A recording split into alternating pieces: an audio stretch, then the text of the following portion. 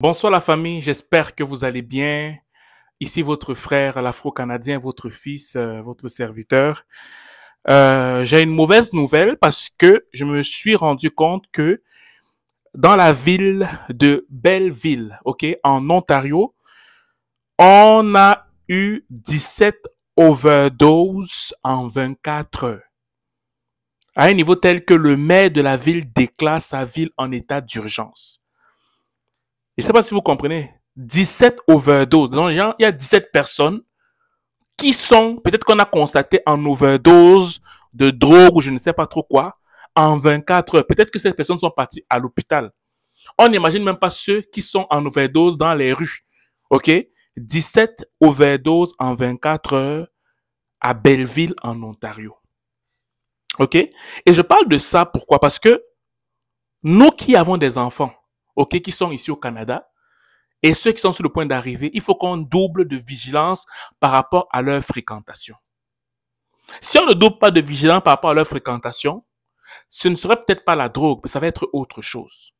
Pourquoi? Parce que les enfants sont maintenant exposés à tellement de choses par rapport à avant qu'il faudrait que tu fasses maintenant preuve de vigilance. Oui, l'enfant va te dire que oui, mais moi j'ai 18 ans, j'ai 16 ans, j'ai 15 ans, je peux déjà me débrouiller, j'ai le sens du jugement, on s'en fout de ce que l'enfant dit.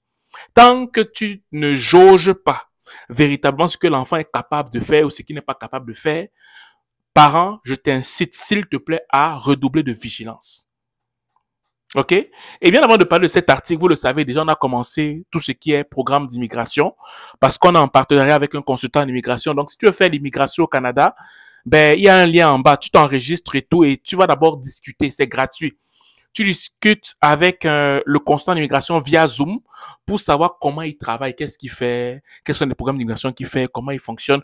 Vous allez poser toutes vos questions, puis il va vous répondre. Et après cette rencontre virtuelle Zoom, sur le fait de savoir comment le consultant d'immigration avec qui on fait affaire est, ben là maintenant tu vas pouvoir te décider si tu fais affaire avec lui ou pas en fait. Donc c'est le cadeau que je vous offre. Donc n'hésitez pas à vous enregistrer sur le lien Zoom le lien qui est en bas pour la prochaine rencontre Zoom avec notre consultant en immigration. Et ça va nous faire plaisir de vous parler, en fait. Voilà.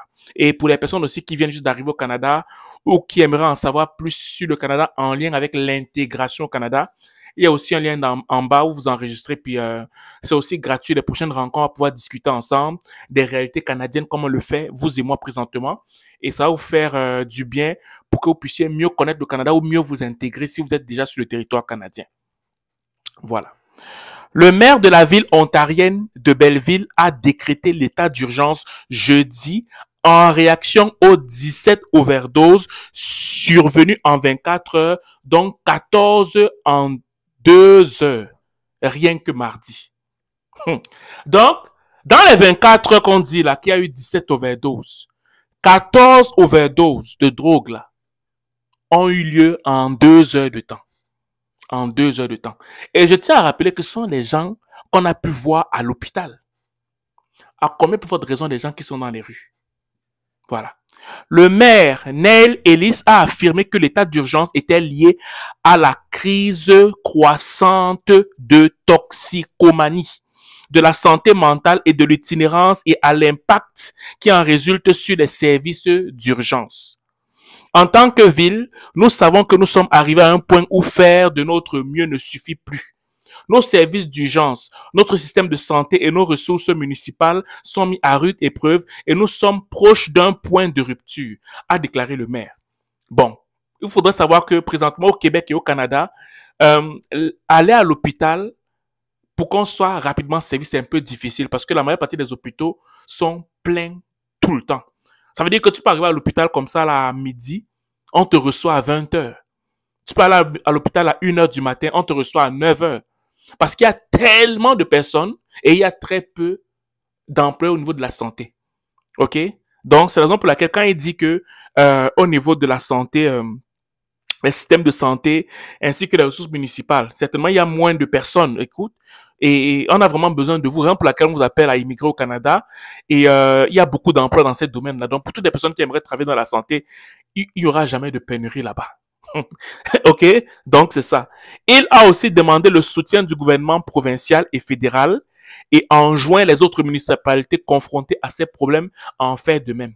La police de Berville avait appelait mercredi sa population à éviter le centre-ville pour laisser le champ libre à son personnel ambulancier après avoir dû répondre à 13 surdoses en moins d'une heure mardi dans l'est de la ville seulement.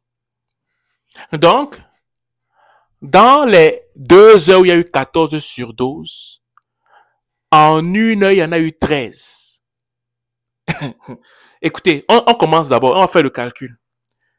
Il y a eu 17 surdoses en 24 heures. Et on te dit que dans les 17 surdoses, il y en a eu 14 qui ont eu lieu en 2 heures. Et dans les 14 qui ont eu lieu en 2 heures, il y en a eu 13 en une heure. Raison pour laquelle la police demandait à la population de moins fréquenter le centre-ville afin que les ambulanciers puissent circuler facilement pour aller prendre des gens qui sont pas bien en fait. Ok, voilà. Les services de secours avaient d'ailleurs dû gérer 9 surdoses en même temps. Dans le même appel, a-t-il précisé, aucun décès n'a cependant été rapporté. Je bénis vraiment Dieu pour ça. Ok? Ils ont eu à gérer 9 surdoses en même temps. Mais heureusement qu'ils ont été efficaces et peut vraiment remercier le professionnel, les ambulanciers qui ont pu réagir directement et on n'a pas eu, du moins pour ceux dont on a cité parmi les 17, on n'a pas eu de décès. On bénit vraiment Dieu pour ça. En novembre 2023, les ambulanciers paramédicaux avaient répondu à 90 appels liés aux opioïdes en raison d'un approvisionnement contaminé lié au décès d'une personne. Donc, je lis cet article pourquoi? Je lis cet article pour que les parents qui ont souvent tendance à négliger les fréquentations de leurs enfants doivent redoubler d'efforts parce que j'entends un parent me dire que mais moi, j'ai pas de problème, j'envoie mon enfant dans une école privée. Parce que dans les écoles publiques, on en rencontre beaucoup comme ça. C'est faux. Parce que dans les écoles publiques, il peut y avoir des dealers qui vont traîner autour des écoles publiques, ça peut être vrai. Mais dans les écoles privées, l'enfant pourra avoir l'argent d'acheter ça et amener à l'école. Donc, si tu te dis que tu vas avoir moins d'attention dans les écoles privées, parce que c'est supposé être beaucoup plus protégé par rapport à une école publique qui, supposée, n'est pas protégée, ben, je te dis que tu te mets le doigt dans l'œil. Pourquoi? Parce qu'à l'école privée, qui est supposée être protégée, l'enfant pourrait avoir accès à ça et l'amener à l'école parce qu'il a de l'argent. Tandis qu'à l'école publique, vu que l'enfant n'a pas de l'argent, ok, et que les dealers tournent autour, ça peut être la même chose. Que ce soit à l'école, que ce soit les fréquentations hors de l'école, surveillez vos enfants. Redoublez d'efforts, d'attention, de vigilance par rapport à ceux ou celles que vos enfants fréquentent en fait. Ça, c'est le but de cette vidéo aujourd'hui. Donc, toi qui viens d'arriver au Canada, fais attention avec qui tes enfants fréquentent. Toi qui es là depuis longtemps et que tu négliges, tu te dis que ton enfant, il est déjà canadien. Ton enfant connaît comment ça se passe.